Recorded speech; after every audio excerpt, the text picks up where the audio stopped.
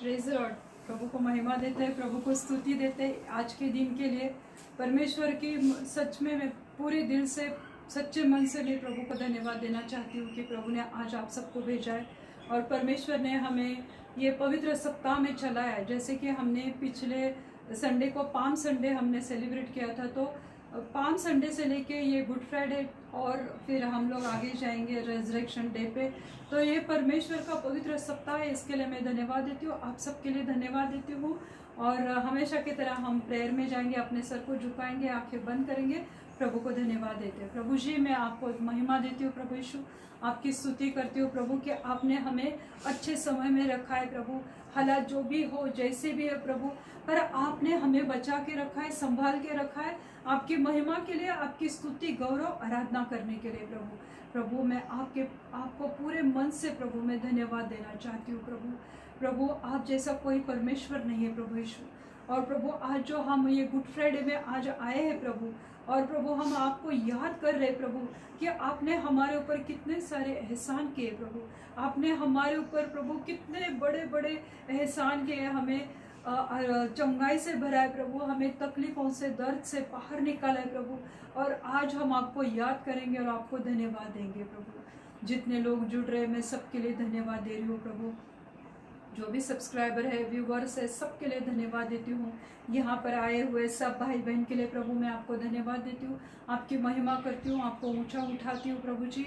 और प्रभु प्रार्थना करती हूँ कि ये वचन के द्वारा आज सब कुछ हो प्रभु, और सबके जीवन में आप बहुत अच्छे कार्य करो प्रभु। सब विनती प्यारे यीशु मसीह के नाम से मांगती हूँ, आप इसे सुनिए और दया से कबूल कीजिए। आमीन। प्रभु यीशु मसीह, जैसे हम लोग ये गुड फ्राइडे में जा रहे हैं, तो ये गुड फ्राइडे मतलब सिर्फ प्रभु यीशु मसीह को याद करना ही नहीं है, और यही नहीं है कि प्रभु यीशु मसीह को सूली पे चढ़ाया था तो आज का दिन हम सेलिब्रेट करेंगे, फिर ईस्टर संडे सेलिब्रेट करेंगे और उसके बाद हम लोग वापस अपने जीवन में चले जाएंगे, वापस अपनी सब बातों में उलझ जाएंगे, तो उसका कोई मतलब नहीं बनता है ये गुड फ्राइडे सेलिब्रेट करने का। तो प्रभु यीशु मसीह जो था, तो उसने परमेश्वर का स्वरूप वो था, प्रभु यीशु मसीह परमेश्वर था ना, तो उसने उसका परमेश्वर का स्वरूप होकर भी वो शून्य बन गया, मतलब वो जीरो बन गया। अपने आप को उसने शून्य किया और दास का स्वरूप उसने लिया। दास मतलब एक सर्वेंट या एक चेला या एक आम इंसान का उसने स्वरूप लिया और मनुष्य की समानता में वो हो गया। मनुष्य की समानता यानी मनुष्य के लेवल में आ गया। खुद वो परमेश्वर का स्वरूप होकर भी उसने अपने आप को नम्र किया, शून्य किया, जीरो किया और वो मनुष्य की समानता में वो आ गया। और प्रभु यीशु मसीह जो एक मनुष्य का पुत्र था, उसने अपने आप को एक मनुष्य का पुत्र समझा, बल्कि वो स्वर्गीय पिता का पुत्र था, एकलौता पुत्र था, फिर भी उसने अपने आप को मनुष्य का पुत्र जाहिर किया ताकि वो मनुष्य से जुड़ जाए, उनसे मेल मिलाप कर सके, उनसे वो बात कर सके, उनके पापियों के संग वो रह सके। इसलिए उसने अपने आप को मनुष्य का पुत्र कहना ज्यादा पसंद किया। और हम देखते हैं कि प्रभु यीशु मसीह को इस्राएली लोग, यहूदी लोग या जेंटाइल्स जिसे परराष्ट्रीय कहते हैं, वो हमेशा प्रभु यीशु मसीह के काम में रोड़े बनते थे, उनको ऑब्स्टिकल वो बन जाते थे या उनको हमेशा उन्होंने विरोध किया। प्रभु यीशु मसीह ने जितने भी चमत्कार किए, जितने भी अंधों को आंखें दी, लंगड़ों को पैर दिया, मुर्दों में से लाजरस को जिलाया, पर वो लोगों ने हमेशा, शास्त्री, फरीसी, सदूकी लोग, उन्होंने हमेशा प्रभु यीशु मसीह का इनकार किया, उसे हमेशा विरोध किया और हमेशा उन लोगों ने प्रभु यीशु मसीह पर कभी विश्वास नहीं किया था। तो ऐसे एक दिन ऐसी घटना हुई कि एक कुछ यूनानी लोग वो हमेशा प्रभु यीशु मसीह के खिलाफ रहते थे, वो यूनानी लोग प्रभु यीशु मसीह को मिलने को आए। तो उसके लिए हम लोग यूहन्ना उसका 12वां अध्याय और 23वें वचन से हम देखते हैं। यूहन्ना 12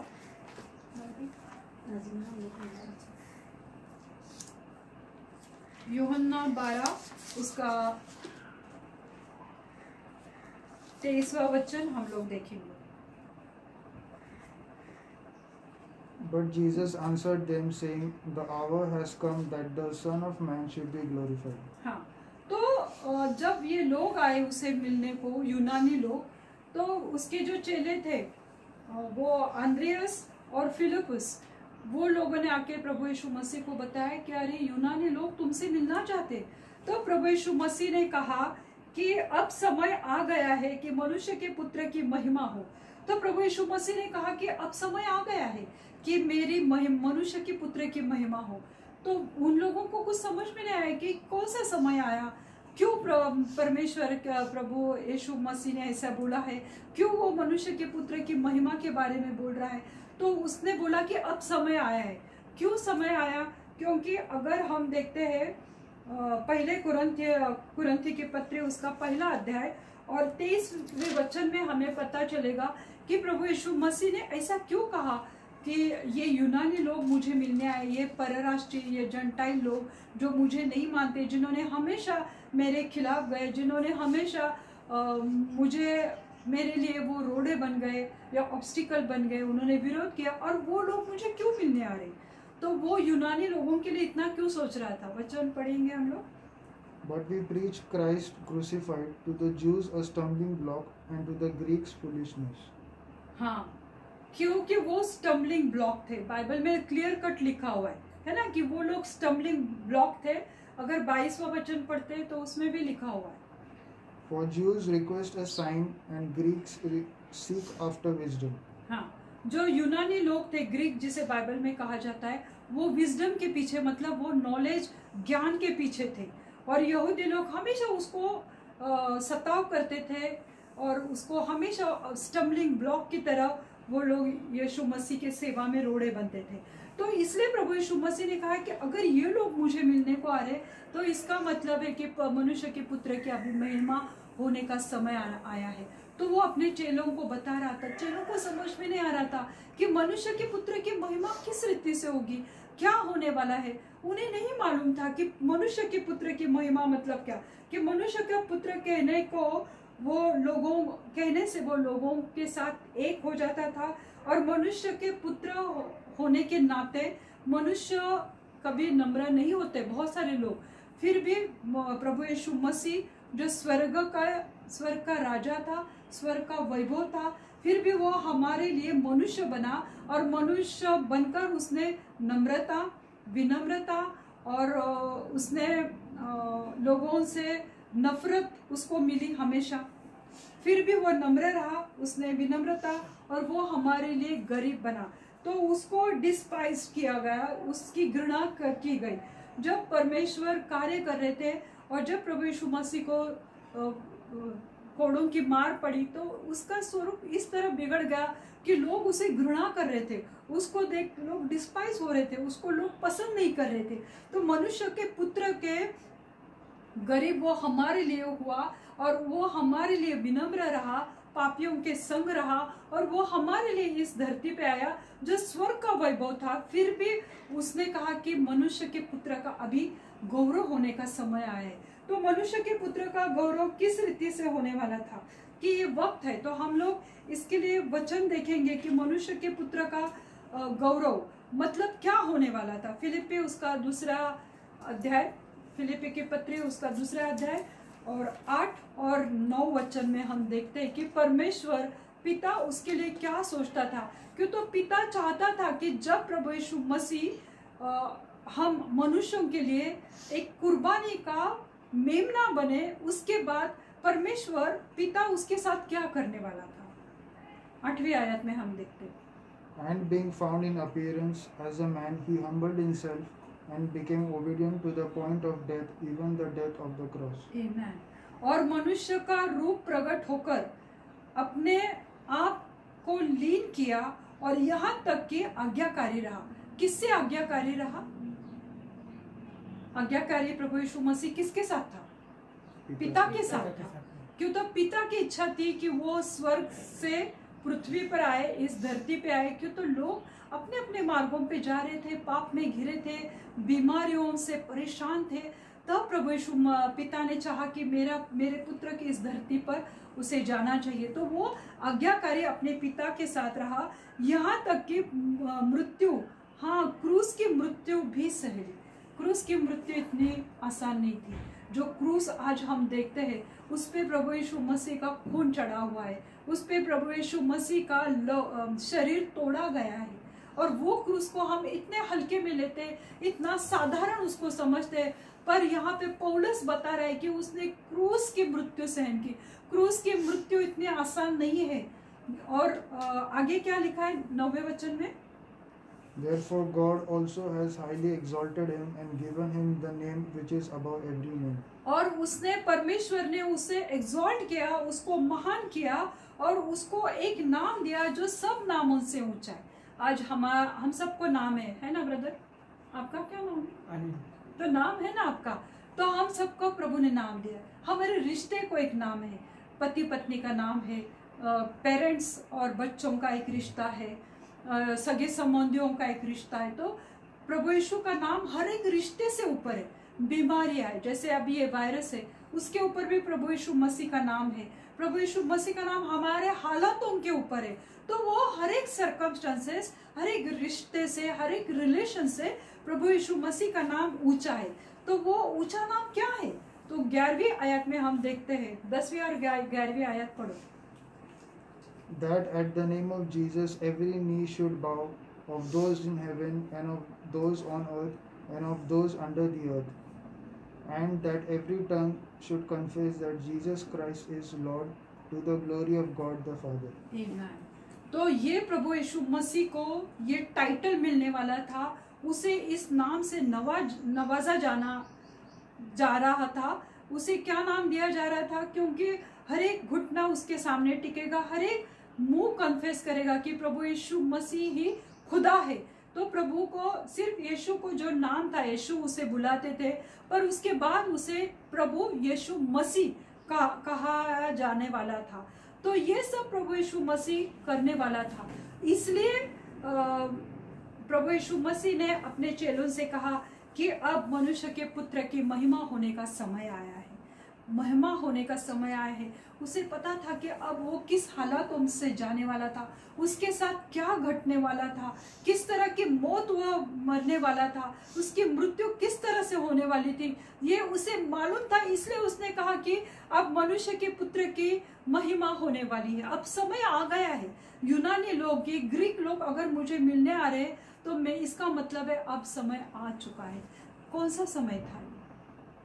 आज जो हम गुड फ्राइडे के समय में आ रहे, तो ये थर्सडे से लेके जो मॉन्डी थर्सडे हम से करते हैं, जिसमें लॉर्ड सपर लेते हैं, प्रभु भोज प्रभु यीशु मसीह ने अपने चेलों के साथ किया था। तो उस रात से लेके क्रूसिफिकेशन तक ये एक समय था, वो अब चालू होने वाला था। इसलिए उसने कहा कि अब मनुष्य के पुत्र का गौरव होने का समय आया है। तो यूहन्ना जो हम 12वें अध्याय में पढ़ रहे थे, तो आज हम उसका 24वां वचन आगे देखते हैं कि प्रभु यीशु मसीह ने ऐसा क्यों कहा। तो 24वें आयत में अपने चेलों से बात कर रहा था, अपने चेलों को बता रहा था कि अब मनुष्य के पुत्र का महिमा करने का अब समय आया है। आगे वो क्या कहता है? Most assuredly I say to you, unless a grain of wheat falls into the ground and dies, it remains alone, but if it dies, it produces much grain. Amen. गेहूं का दाना होता है ना, उसे अगर हम हथेली में रखेंगे तो दाना ऐसा ही रहेगा। अगर हम पीस के लाएंगे तो उसका आटा बना के हम रोटी बना के खा सकते, पर गेहूं का दाना ऐसा ही रहता है। पर अगर उस दाने को हम धरती पर उसको बोते हैं या उसको गाड़ा जाता है, तो वो गेहूं का दाना जमीन के अंदर क्या होता है? मर जाता है। और जब वो मरता है तो उससे एक पौधा निकलता है। फिर उस पौधे को गेहूं, दूसरे गेहूं के वो भुट्टे की तरह जो निकलता है, तो उसमें बहुत सारे गेहूं के दाने होते। तो एक दाना जब पृथ्वी पे गिरता है या धरती पे गिरता है, तो वो दाने को गाड़ा जब जाता है तो वो दाने में जीवन आता है। वो खुद तो मर जाता है पर उसमें जीवन आता है और बहुत सारे गेहूं के फसल वहां पे आती है एक दाने से। पर एक दाना हम संभाल के रखेंगे तो उसका कुछ फायदा नहीं होने वाला, उसका कुछ भी नहीं होने वाला। पर उस गेहूं के दाने को हम अगर जमीन में गाड़ते हैं तो उसकी वजह से बहुत सारे गेहूं के खेत या फसल वहां पे आ सकती है। तो ये यहाँ पे यीशु मसीह अपने चेलों से बोल रहा था कि एक गेहूं का दाना कि जिसे भूमि में पड़कर मर नहीं जाता, वो अकेला रहता है, परंतु जब वो मर जाता है तो वो बहुत फल लाता है। जब वो दाना मर जाता है, यहाँ पे ये जो दाना है ये प्रभु यीशु मसीह है, और ये प्रभु यीशु मसीह के मृत्यु के बारे में वो संकेत दे रहा था अपने चेलों को कि ये गेहूं का दाना जब तक जमीन में पड़कर गिरकर या बोकर जब तक वो दाना मर नहीं जाता तब तक बहुतायत का फल नहीं देगा। तो ये दाना क्या दर्शाता है? प्रभु यीशु मसीह को दर्शाता है कि ये दाना यानी प्रभु यीशु मसीह खुद के मृत्यु के बारे में बोल रहा है कि जब तक मैं मरूंगा नहीं तब तक ग्रेट स्पिरिचुअल हार्वेस्ट नहीं आने वाला है, तब तक ग्रेट स्पिरिचुअल रिवाइवल नहीं होने वाला है, कि एक जो संजीवन कहते हैं आत्मिक संजीवन वो नहीं आने वाला है। क्यों? तो लोग अपने शारीरिक इच्छाओं से पापों में इस कदर घिरे हुए हैं, इस कदर उनको जग की चीज़ों उनको अच्छा लगता है और पाप करना उन्हें अच्छा लगता है। तो जब तक मैं खुद मर नहीं जाऊंगा तब तक संजीवन नहीं आएगा। जब तक ये मतलब प्रभु यीशु मसीह का मरना तय था, प्रभु यीशु मसीह को मरना ही पड़ेगा। ये पिता की इच्छा थी कि जब तक वो दाना जमीन में पड़कर मर नहीं जाता तब तक फसल नहीं आएगी, तब तक बहुतायत का फल नहीं आएगा। तो प्रभु यीशु मसीह की इच्छा थी कि वो खुद मर जाए ताकि संजीवन आए, लोग अपने गंदी आदतों से, बुरे ख्यालों से, बुरी चीजों से तौबा करके, पाप से तौबा करके वो परमेश्वर को स्वीकार करें। और इसलिए मनुष्य के पुत्र का गौरव होने का ये समय आया था। और फिर हम देखते हैं आगे चल के 27वां वचन हम देखेंगे, उसी में यूहन्ना 12:27 देखते हैं। Now my soul is troubled, and what shall I say? Father, save me from this hour, but for this purpose I came to this hour. लोगों के दिल में जीवन में नया जीवन उनको चाहिए, तो हमें किस चीज़ को किसी चीज़ को त्यागना पड़ता है। तो प्रभु यीशु मसीह ने तो इसी प्रकार मसीह लोग, प्रभु यीशु मसीह के चुने हुए लोग, परराष्ट्रीय या जेंटाइल्स जो भी परमेश्वर पे विश्वास करते हैं, तो वो अगर अपने बुरी चीज़ों से दूर हो जाते हैं, पाप से तौबा करते हैं, तो वो पाप के लिए मर जाते हैं और फिर उनमें नया जीवन दोबारा आता है। तो हम जब पाप के लिए मर जाते हैं तो हम स्पिरिचुअल लाइफ, एक पवित्र जीवन, पवित्रता का जीवन हम लोग जी सकते हैं। तो वचन में लिखा हुआ है, अब मेरा जी व्याकुल हुआ है। प्रभु यीशु मसीह कह रहा है चेलों को कि अब मेरा जी व्याकुल हुआ है। हमारा जी व्याकुल कब होता है? जब हमें पता है कि हमें बहुत बड़ी बीमारी है, हम कुछ समय में मरने वाले, तो एक मन में दुख होता है, जी व्याकुल हो जाता है। और प्रभु यीशु मसीह ने भी कहा कि अब मेरा जी व्याकुल हुआ है। और फिर उसने कहा कि इसलिए अब मैं क्या कहूँ? उसने क्वेश्चन मार्क बाइबल में लिखा है, प्रश्न चिन्ह है कि अब मैं क्या कहूँ। आज प्रभु तुम लोगों से कह रहा है कि मेरा जी व्याकुल हुआ है, अब मैं क्या कहूँ? कब तक तुम इसी चीज़ों में घिरे रहेंगे? कब तक तुम अपने ही मार्ग पे चलोगे? आगे वो कहता है कि हे पिता, मुझे इस घड़ी से बचा।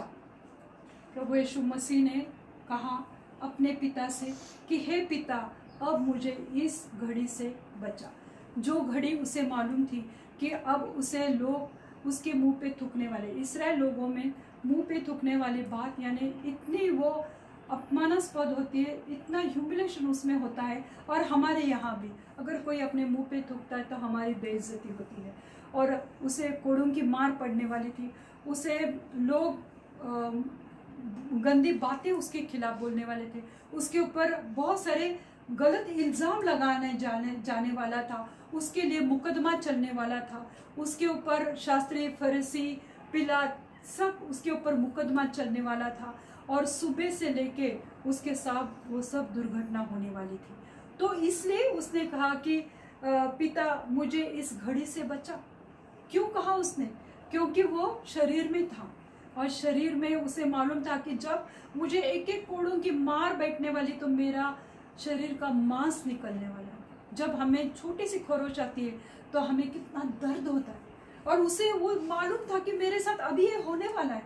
तो उसके मन में एक कितना बड़ा भवंडर था, कितना बड़ा वो संघर्ष उसके मन में चल रहा था कि उसने कहा कि हे पिता, मुझे इस घड़ी से बचाओ। उसने एक प्रार्थना की, उसने विनती की अपने पिता से कि पिता मुझे इस घड़ी से बचा।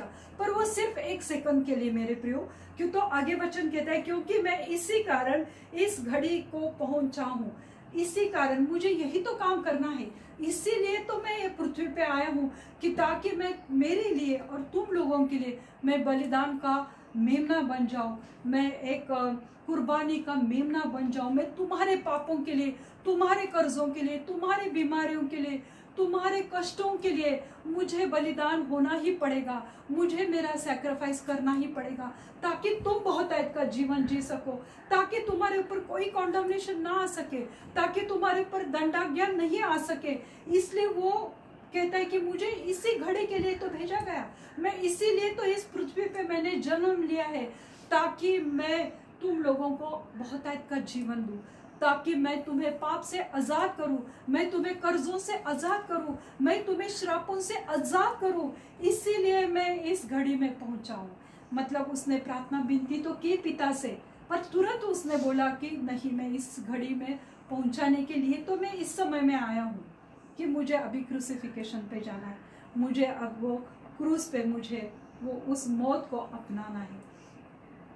33 वचन पढ़ो, 32 और 33, यूहन्ना 12 उसका 32 और 33वां वचन देखिए। And I, if I am lifted up from the earth, will draw all peoples to myself.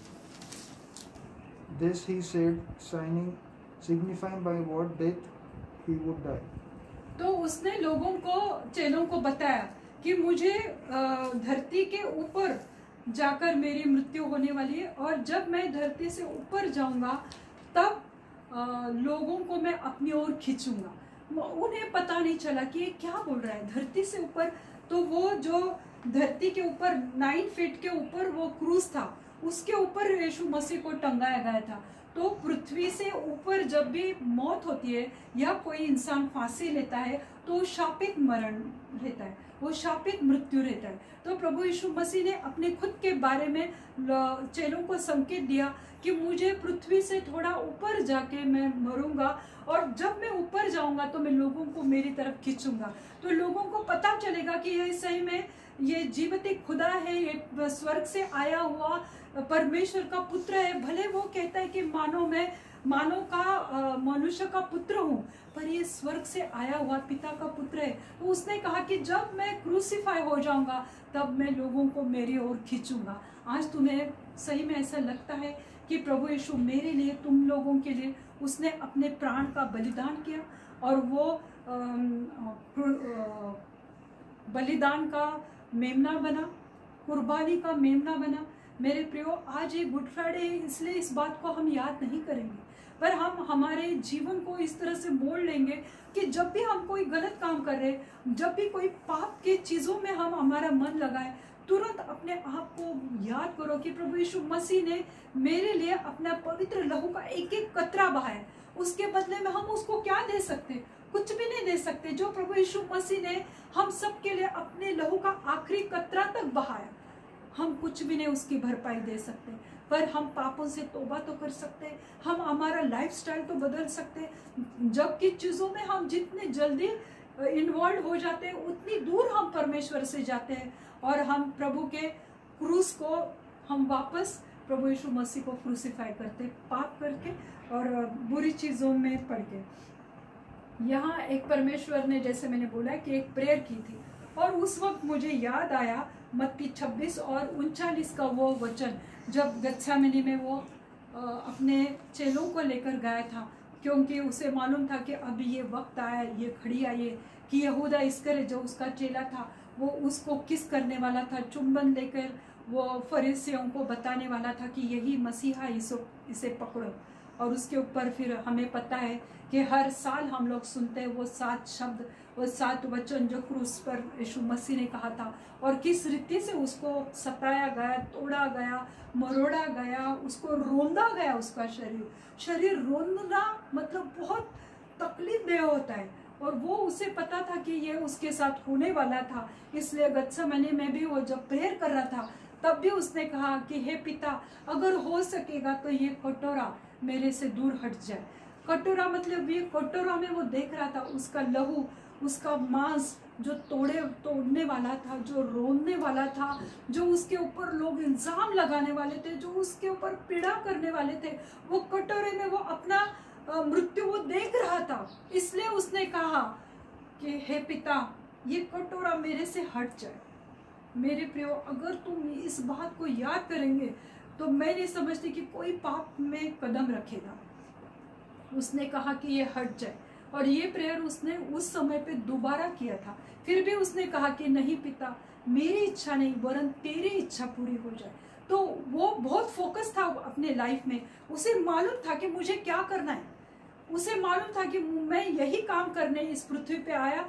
30 से 33 साल तक सिर्फ 3 साल उसने सेविका की, बड़े बड़े काम किए, और उसे पता था कि अब समय आ गया है कि मुझे अभी क्रूसिफिकेशन के लिए जाना है।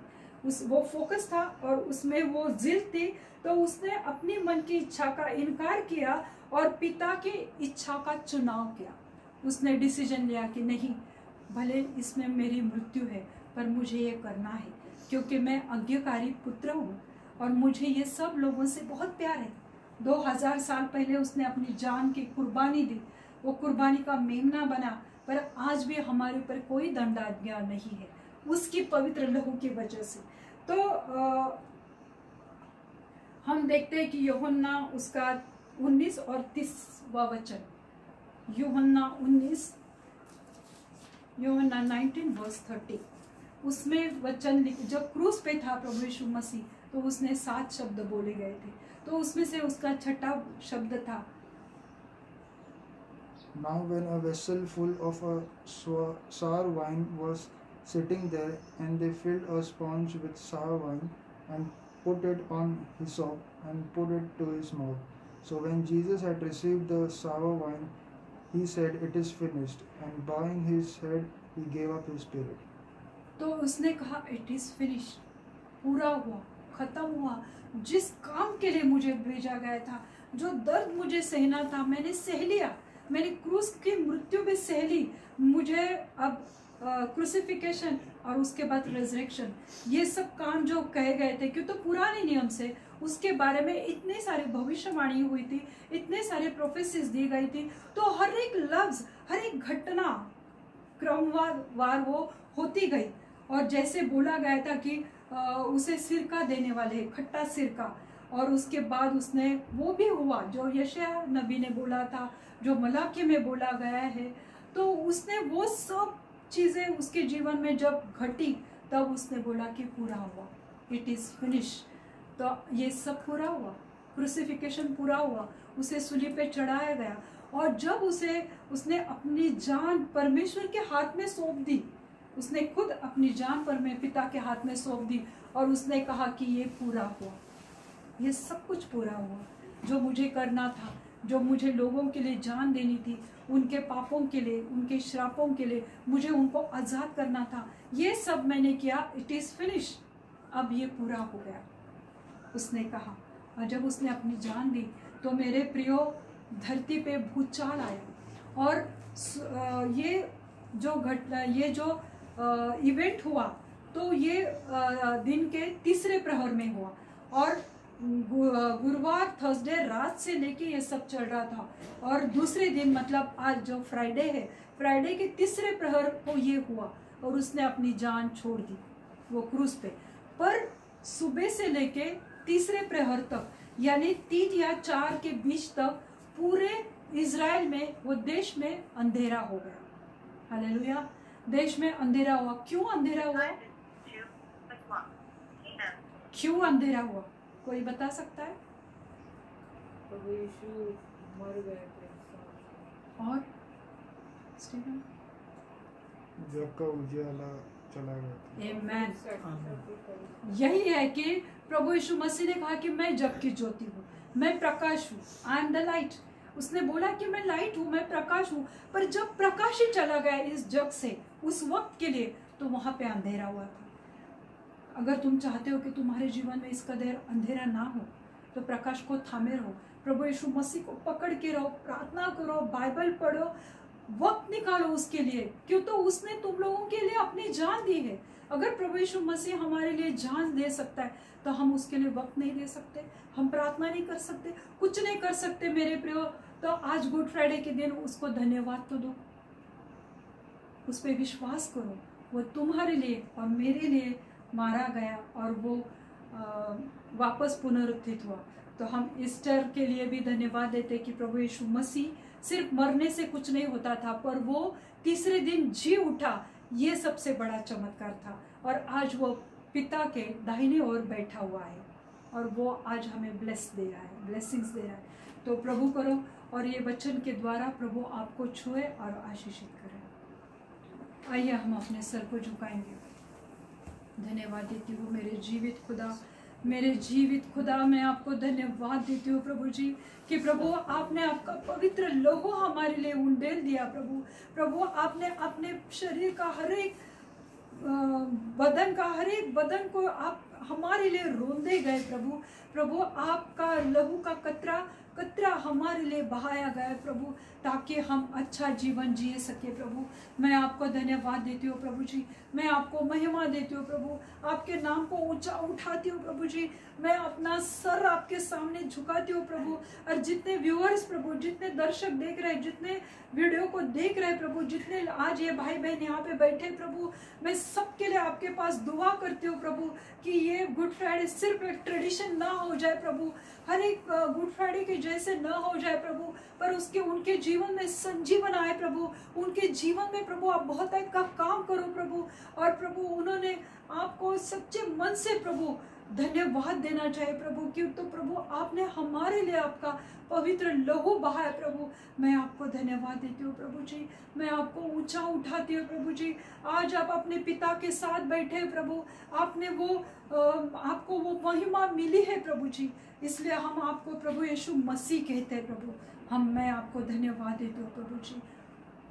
आज प्रार्थना करती हूँ प्रभु, जिनके भी घर में कोई तकलीफ है प्रभु, जो भी कोई परेशानी से जा रहा है मेरे जीवित खुदा, उनके घर में आपका उजाला आने दो प्रभु, क्यों तो आप जगत की ज्योति हो प्रभु जी। अगर आप ही उनके घर से निकल गए प्रभु तो उस घर में अंधेरा हो जाएगा प्रभु आप उनसे अपना मुंह मत फेरो प्रभु, उनके जीवन में आप कार्य करो प्रभु। कोई कर्जों में है, कष्टों में है प्रभु, उनको वो चीज़ों से बाहर निकालो प्रभु, वो कर्ज की आत्मा उनके घर से निकाल दो यीशु मसीह के नाम से प्रभु जी। आज मैं प्रार्थना करती हूँ हर एक बीमार लोगों के लिए प्रभु, जो भी अपने मन में कमज़ोर है प्रभु, जो भी डिप्रेशन में है प्रभु, हताश है, निराश है प्रभु, क्यों तो उन्होंने आपको चखा नहीं है प्रभु। आपका वचन कहता है कि मुझे चक्कर देखो, मैं कितना भला परमेश्वर हूँ प्रभु। आप सही में एक अच्छे परमेश्वर हो प्रभु, और प्रभु इन लोगों को आपको चखने की इच्छा दो प्रभु, उनके जीवन में आप कार्य करो प्रभु। जो भी बीमार है प्रभु उनको छुओ प्रभु जी। प्रभु मैं स्पेशली प्रेयर करती हूँ प्रभु जी, बहुत सारे प्रभु सेवक है प्रभु, आपके दास है प्रभु, बहुत सारे याजक गण है प्रभु, कोई पास्टर्स है प्रभु, कि जो ये वायरस के चपट में आए हैं प्रभु, वो बीमार है प्रभु, आज वो मौत के कगार पे खड़े हैं प्रभु। पर मेरे जीवित खुदा आपका पवित्र लहू में उनके ऊपर डालती हूँ प्रभु जी। जिस हॉस्पिटल में वो एडमिट है प्रभु मैं प्रार्थना करती हूँ प्रभु कि वहीं पे प्रभु आपका संजीवन आने दो प्रभु, क्यों तो आप